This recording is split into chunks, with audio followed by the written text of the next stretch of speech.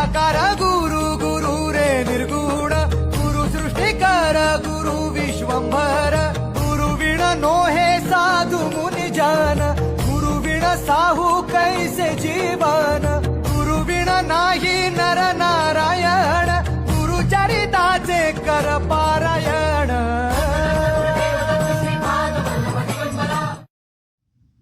श्री स्वामी समर्थ।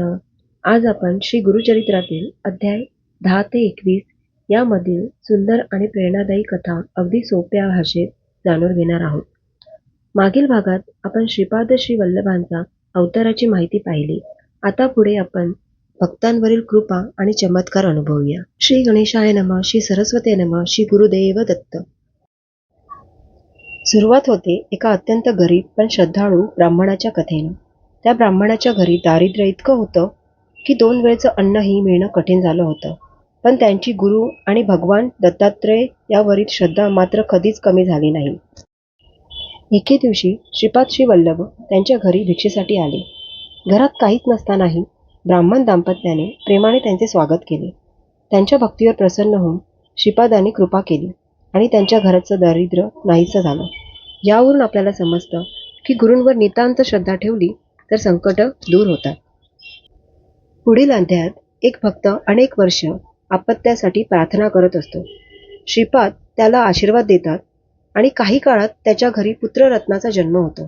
अशा प्रकारे गुरुच्या कृपेने अशक्य वाटणाऱ्याही गोष्टी शक्य होतात। यानंतर एका मृतप्राय व्यक्तीला श्रीपादांच्या कृपेने नवजीवन मिळतं। लोक आश्चर्यचकित होतात, पण श्रीपाद सांगतात की सर्व काही ईश्वराच्या इच्छेने आणि भक्तांच्या श्रद्धेमुळे घडतं।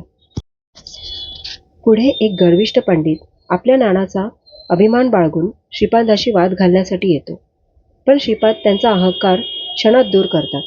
ते त्याला सांगतात की केवळ विद्या असून उपयोग नाही, त्यासोबत नम्रता आणि भक्तीही तितकीच आवश्यक आहे। यानंतर एका विधवा स्त्रीची कथा येते। तिच्यावर अनेक संकटे येतात, पण ती गुरूंचं अखंड नामस्मरण करत राहते। तिच्या भक्तीमुळे तिच्या जीवनात पुन्हा आनंद आणि समाधान येतं।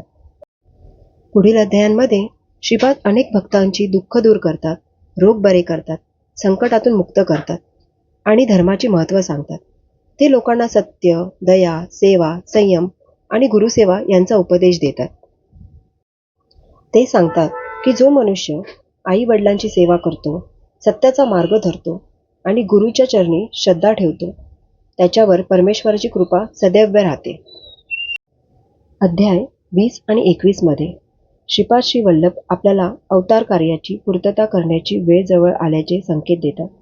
भक्तांना ते धीर देतात की मी शरीराने दूर गेलो तरी माझी कृपा सदैव तुमच्यावर राहील। भक्तांच्या डोळ्यात अश्रू असतात, पण त्यांच्या मनात गुरूंच्या आशीर्वादाची खात्री असते, कारण सद्गुरू कधीच आपल्या भक्तांना सोडत नाहीत। या अध्यायामधून आपल्याला मिळणारा संदेश असा आहे, गुरुवर अखंड श्रद्धा ठेवा, अहंकार सोडा आणि नम्रता स्वीकारा। सत्य, सेवा आणि दया हेच खरे धर्म आहेत। संकटाच्या काळातही गुरुचरणाचा आधार सोडू नका। श्रद्धा आणि सबुरी यामुळे जीवनात अशक्यही शक्य होते। तर मैत्रिणो, श्री गुरुचरित्रातील अध्याय 10 ते 21 आपल्याला श्रद्धा, भक्ती, नम्रता आणि गुरुसेवेचे अमूल्य महत्त्व शिकवतात।